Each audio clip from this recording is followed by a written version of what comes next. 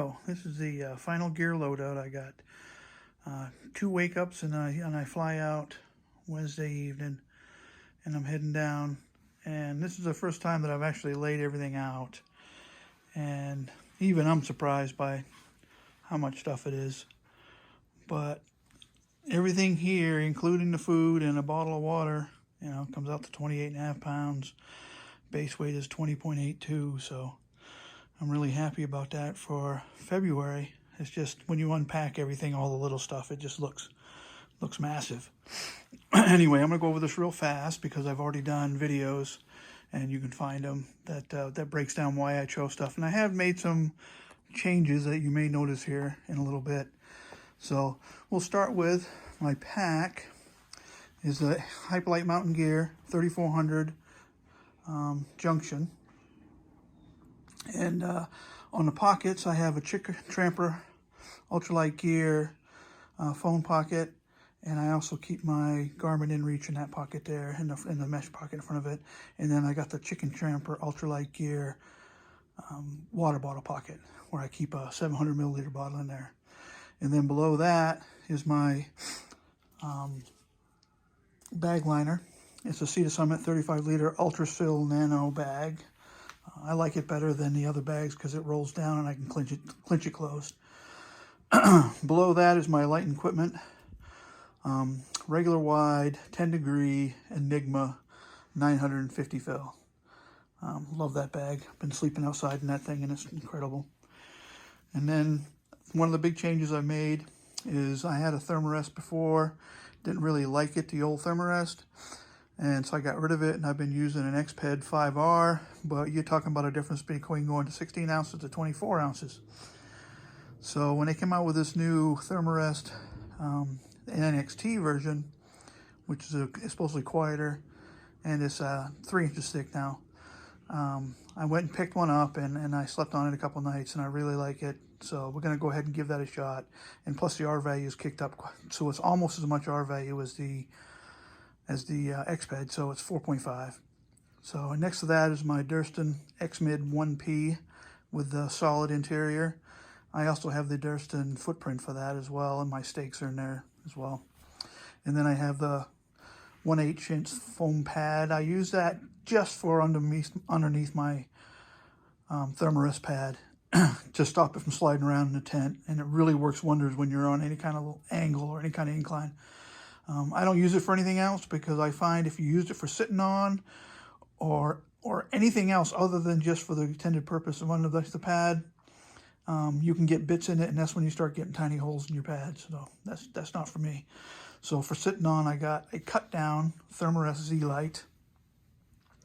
It's 3 sections, and then I also cut it down to 18 inches wide. And then I got the Sea to Summit Aeros Premium Pillow Large. And then next to that, I'm going to carry it with me when I begin, and I'll probably get rid of it pretty quick. But it's a Mountain Laurel Designs bivy, and that's primarily going with me if I sleep in a shelter. I'm going to sleep inside a bivy. And then below that is my trekking poles, and those are Lecky aluminum. I think they're TAs, but they're the foldable ones. Love those poles. Been using them for a couple years now. And then this is my worn clothes. This clothes I'm going to start out wearing. So I got a pair of Cloudline socks. If you haven't heard of Cloudline, get on board. They're a lot better than Darn Tough. Just as good a return policy too.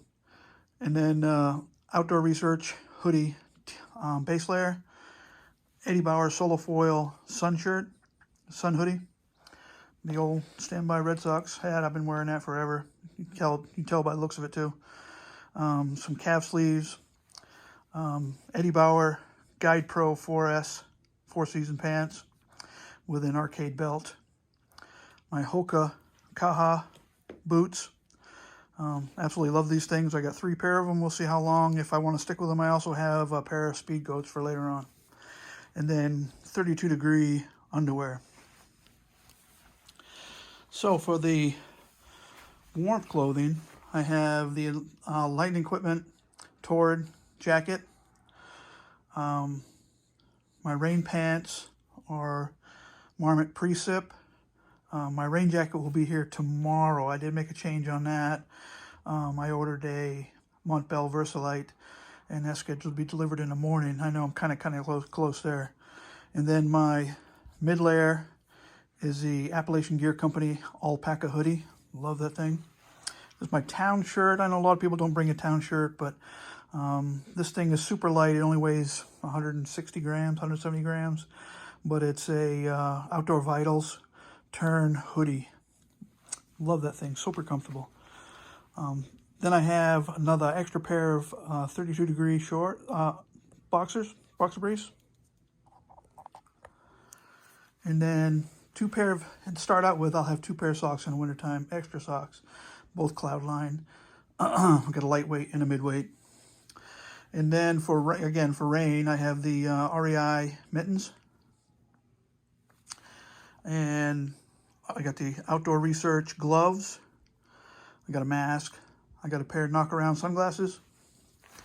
Outdoor Vitals gaiter. Love that thing. It's merino wool, and it's higher in the back than it is the front. And I use it a lot of times with just my hat, with just my baseball hat, without another hat.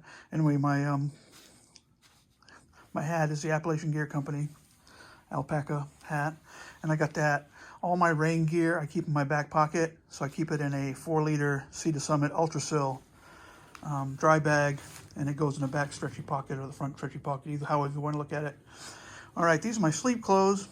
I got top and bottom Patagonia Capilene thermal weight, and then I have REI Power Wool balaclava, a pair of Z-Packs Possum Down gloves, and Wigwam -40 socks. And then my camp shoes for right now, I've gone back and forth on this too many times to even think about, but right now they're the Zero Shoes Z-Trails. And I keep all my spare clothing inside the Thermarest pump sack. Got something that has dual purpose. Okay, so just for the winter months, I will be carrying a pee bottle. A lot of people don't, but I do. I mean, I've used it quite a bit and never had a problem. So in my Ditty bag, I just bring with me, I got these laundry sheets. I think they're something earth laundry sheets. They work pretty darn well. They don't weigh anything, so I'm going to carry some of those with me. My first aid kit, just one hand warmer, super hand warmer, big one. Reading glasses. This is from Canuck. It's you put it to your Canuck bottle, hang it up, and then you can wash your hands with it. Pretty handy device. And then I got a emergency spark in case my lighter doesn't work to light my stove. And then a couple of clothespins. These are little clasps that go onto my food bag for the liner inside of it. It's got a smell-proof liner, and these help out with that. Spare carabiner, nail clippers, roll-out ball. This is my repair kit. It's got a whole bunch of stuff to repair anything in my tent, and it's got my repair kit for my Thermarest in there too. Then a pack hanging strap, and then some toothpicks, Advil PM. I always start a trail with Advil PM for the first few nights to get to sleep and take care of any aches and sorenesses, and I probably won't carry that very long. And then I got some earplugs, my toothbrush, a couple of safety pins to hang the stuff to dry in my pack if I get a decent day. Of course, hand sanitizer, chapstick. This is Tiger Balm Ultra. These are fire starters. Turkey call. Don't go anywhere without a turkey call. It's going to be turkeys all up Long Lash Trail, and I love hearing turkeys gobble. That's the biggest thing I'm going to miss this year is turkey hunting this spring. Sunscreen, toothpaste, some green goo first aid salve for chafing, stuff like that. An extra push-pull cap for my smart water bottle.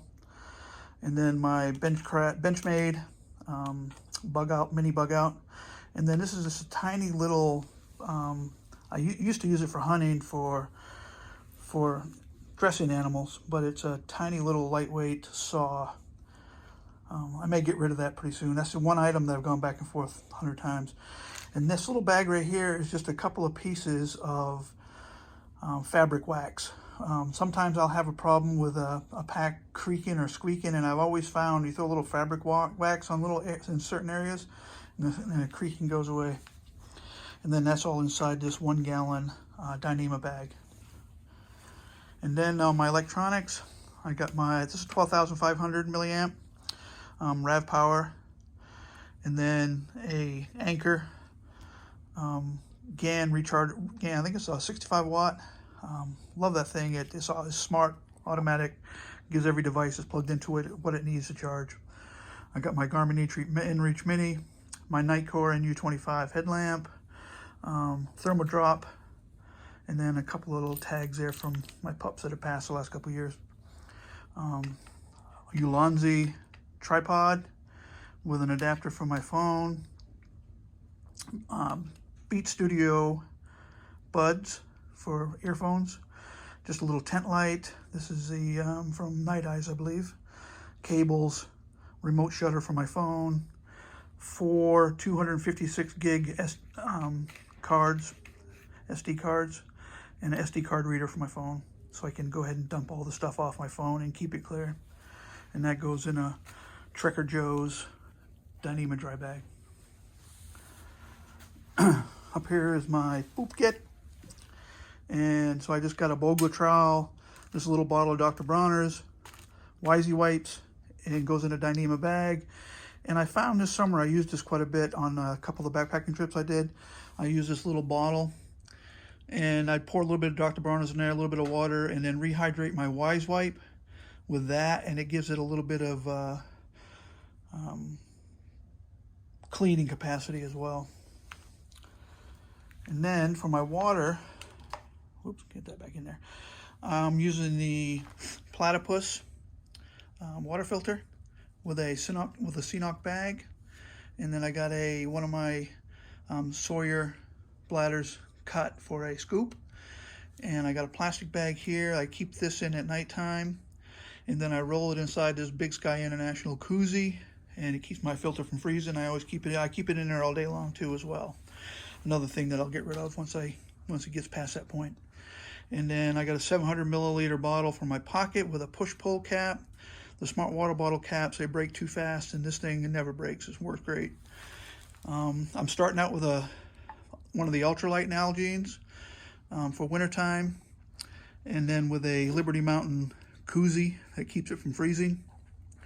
And again, as soon as it warms up, I'll go ahead and I usually carry the body armor bottles. I like those best.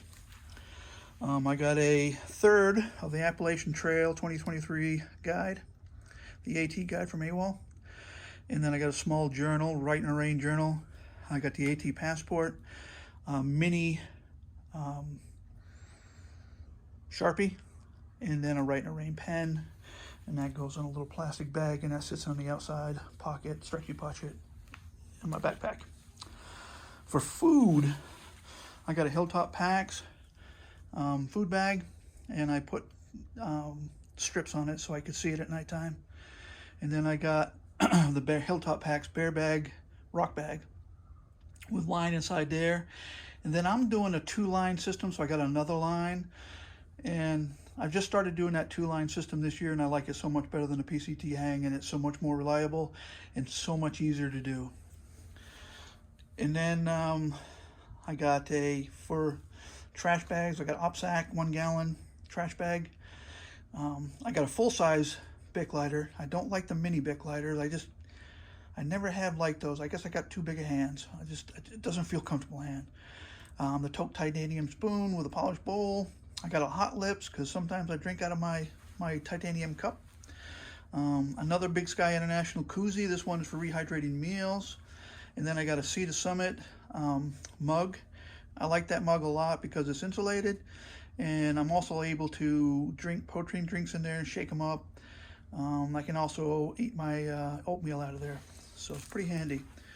And then of course I got this standard 750 milliliter titanium pot, my little handmade Red Sox bandana that I put inside the pot, help clean it out. And then my stove is the MSR Pocket Rocket Deluxe. And then this little thing here, I picked it up. It's just a little, I had stuff in it, but I emptied it out. My favorite thing in the world I could eat every single day is peanut butter and jelly. It's going to be one of my big things on the trail. And when you buy jelly, 90% of the time it's in a glass jar, and I'm able to transfer it into this little super light plastic jar. Okay, then this is food for the first 4 days. And then I got my vitamins and minerals and breakfast. And then I got a scent-proof bag that goes inside that bag to line it, and with the little plastic clips. And I got a couple extra of those over there too. So yeah, that's everything. I'm gonna go ahead and put it all inside its bag now, and show you what that looks like so it's not so crazy. There we go, all packed up. Everything in there just like I'll start on Thursday or Friday morning. Friday morning officially by the time I hit Springer. But sitting right at, with a full water bottle, I'm sitting at, and then 4 days worth of food, I'm sitting at 28.2 pounds. So I can live with that. So like I said, I take off at 7 o'clock in the evening on Wednesday. Get down to Atlanta on Thursday morning. Get picked up by Survivor Dave shuttles. Go up to Amicalola Lodge. Not lodge, I'm gonna go to the visitor center, check in, and then I'm gonna hike the stairs and approach trail to the lodge, stay in the lodge at night. Next morning on the 17th, continue on up to Springer Mountain and go from there. So like I said, 28 and a bit pounds. Even though it looks like a lot of gear, when it's laid out, it's just a lot of little stuff. And I'm sure I'll adjust that as I go and probably get that down even more. I got a big summer swap out box sitting here waiting to go. It's sitting right there with my summer bag. I got a 30-degree bag sitting there. And the box below it's got my summer clothes in it. So my weight, pack weight then will be about 16.5 pounds, you know, so that'll help out a lot once I get to that point. Plus I'll be dropping weight as I go once it warms up a bit, and I don't need a lot of the winter specific stuff. So, but take a look at this right now. I got to show you what it looks like outside my house right now. This is what we're dealing with here. It was 52 degrees out earlier today, so I do not know what kind of front came through, but this is pretty crazy. One last thing I forgot to put in the bag. It was sitting on the other table, and this is about 8 to 10 ounces of whiskey. Can't go backpacking without that. So thanks for watching. We'll my videos will be delayed a little bit because I just want to be able to, you know, get them edited and get them in queued, and so once they start, I really don't want to delay. So I'm going to go ahead and give it a couple weeks time, most likely from the day I start, before they'll be queued and they'll start coming out, you know, each day. So thanks for watching, and if any questions, just go, I'll answer them. I always do.